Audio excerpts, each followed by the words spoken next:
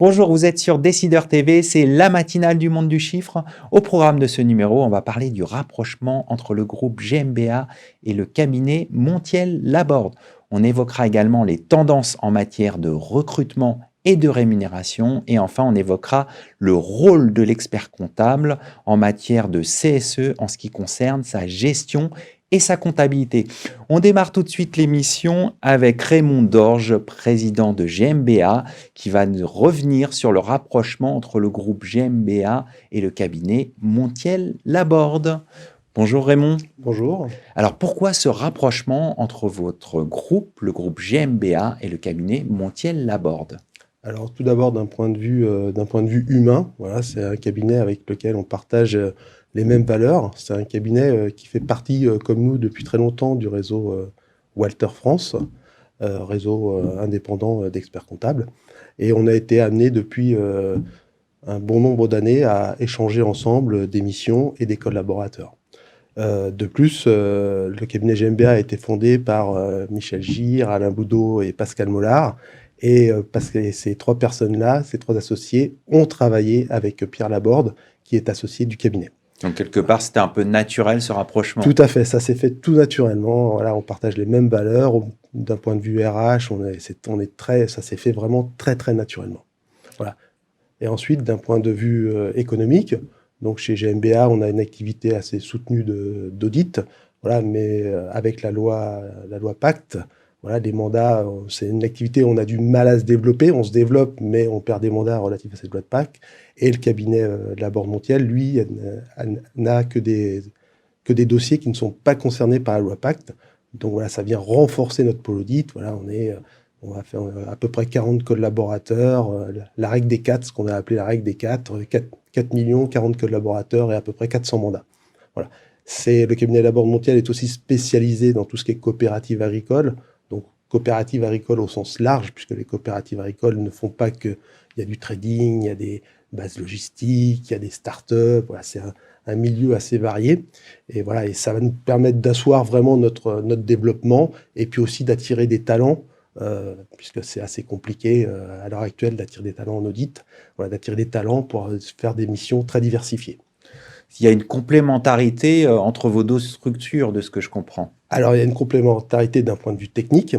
Et la synergie, une des synergies principales, c'est que dans nos dossiers d'audit, nous avons essentiellement des dossiers qui clôturent au 31 décembre. Voilà, c'est un peu technique.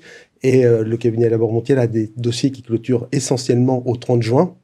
Donc, ça va nous permettre de fluidifier le travail sur l'ensemble des dossiers.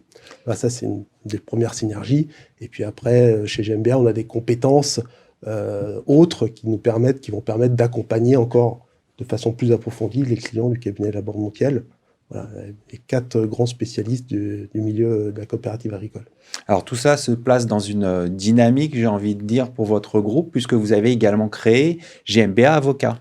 Effectivement, en mars-avril, enfin au début d'année 2022, on a créé GmbA Avocat avec le cabinet Alain Osten, voilà, toujours dans la même idée, c'est-à-dire de développer nos activités et d'essayer d'accompagner nos clients au mieux possible sur toute une offre de services complètement diversifiée.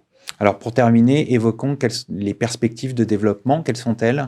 Alors les perspectives de développement, c'est surtout de répondre sur tous ces beaux mandats, ce qu'on appelle les SAC, ce qui sont les services autres que la certification des comptes, c'est-à-dire pouvoir faire des missions de conso, des prestations liées à l'acquisition, des prestations liées à la cession, de la mobilité internationale, voilà, toutes les autres activités que le cabinet Laborde Montiel n'allait pas forcément de par sa taille, voilà, même si il pouvait le faire, mais voilà. Donc avec notre aide en SI, voilà, ça va permettre vraiment d'étoffer, de répondre à des appels d'offres vraiment significatifs, vraiment de continuer vraiment se développer dans le métier de l'audit.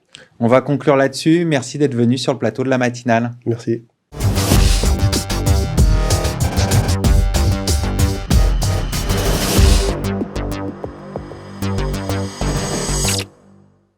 Vous êtes toujours sur Décideur TV. Dans la matinale du monde du chiffre, on va parler des tendances en matière de recrutement et de rémunération avec mon invité Julia Schneider, senior exécutive chez ACE AEC. Julia Schneider, bonjour. Bonjour. Alors, quelles sont les tendances en matière de rémunération et de recrutement? Alors, les tendances en matière de rémunération sont à la hausse, notamment après la crise post-Covid.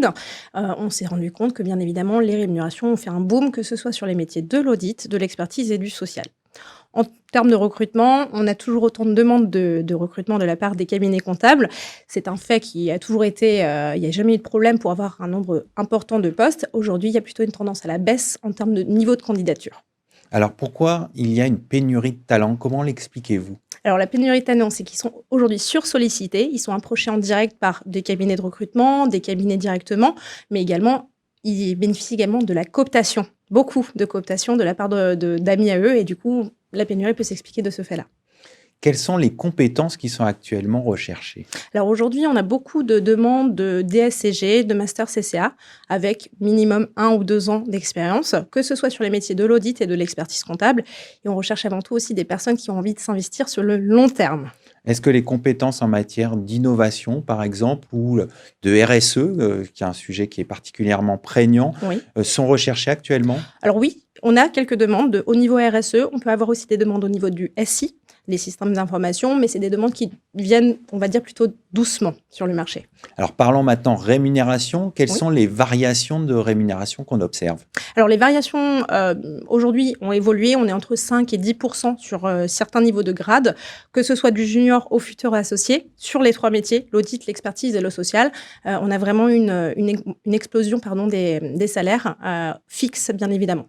Alors, parlons peut-être, pour finir, des petits conseils pratiques à l'intention des candidats. Oui. Qu'est-ce que vous pouvez leur dire? Alors aujourd'hui, il faut rester sur un poste minimum 2 à 3 saisons, voire plus, pour vraiment avoir fait le tour et avoir découvert un maximum de choses.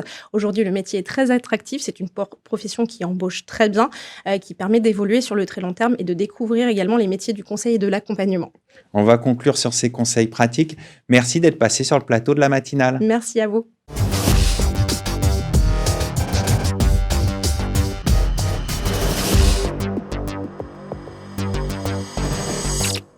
Vous êtes toujours sur Décideur TV, dans la matinale du monde du chiffre. On va parler du rôle de l'expert comptable auprès du CSE sur sa gestion et sa comptabilité avec mon invité Xavier Huot Dupuis, expert comptable au sein du cabinet Beck.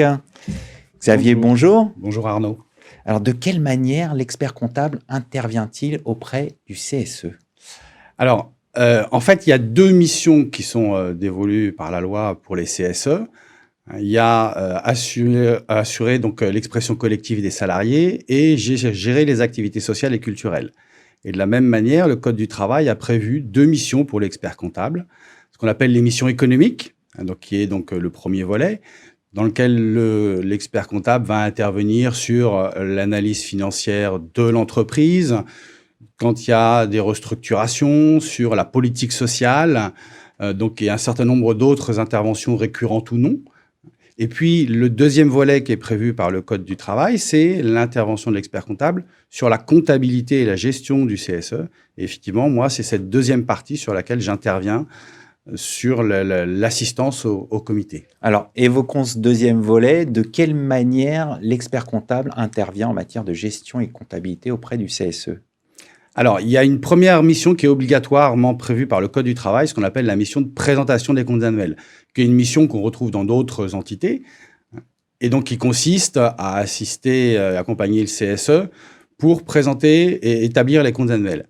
Au-delà de cette mission obligatoire, en général, on a beaucoup de missions de conseil qui sont complémentaires, que ce soit la saisie sur les opérations comptables du CSE, l'assistance sur la mise en place de procédures, la formation des élus et de leurs salariés éventuellement sur des outils qui sont en général des outils spécifiques, des outils informatiques spécifiques pour les CSE. On intervient aussi beaucoup sur l'assistance sur l'application des règles URSSAF, puisque les CSE donc distribuent des activités sociales et culturelles qui peuvent être considérées ou non comme complément de rémunération par l'URSSAF. Et donc, il faut s'assurer du bon respect de ces règles. Quelles sont les particularités comptables à prendre en compte pour le CSE ? Alors, il y a 3 niveaux en fait d'obligations comptables pour les CSE. Il y a ce qu'on appelle les petits CSE qui ont moins de 153 000 euros de subvention et qui ont des obligations très allégées. Ils n'ont pas l'obligation d'avoir l'expert comptable et ils peuvent tenir ce qu'on appelle une comptabilité de trésorerie. Il y a un deuxième niveau intermédiaire, au-delà de 153 000 euros. Donc, c'est les CSE qui ont l'obligation de désigner un expert comptable, comme je le disais, pour la mission de présentation. Et puis, pour les plus gros CSE, qui dépassent 2 des 3 seuils qu'on retrouve également dans les SARL, qui sont les seuils 3 100 000 de ressources, 1,55 million d'euros total de bilan et 50 salariés. Là, il y a l'obligation de désigner un commissaire aux comptes. Pour vous donner une idée du panel, on estime qu'en France, il y a environ 40 000 CSE. Il y en a 80% qui sont dans les petits CSE, donc 32 000. Il y en a environ 7 500 dans le seuil intermédiaire et il y en a moins de 500 qui ont un commissaire aux comptes. Donc, c'est vraiment les très, très gros CSE. Donc, ça, c'est les obligations comptables. Et puis après, il y a la principale spécificité de la comptabilité des CSE, c'est en lien avec les 2 missions, c'est ce qu'on appelle la dualité des budgets. Le CSE touche 2 subventions, une subvention pour son rôle économique, qu'on appelle subvention de fonctionnement, et une subvention pour les activités sociales. Et il a l'obligation d'avoir 2 comptes de résultats, donc d'affecter les charges et les produits selon leur destination entre ces 2 comptes de résultats. Et il a interdiction de mélanger les fonds et de mélanger les charges.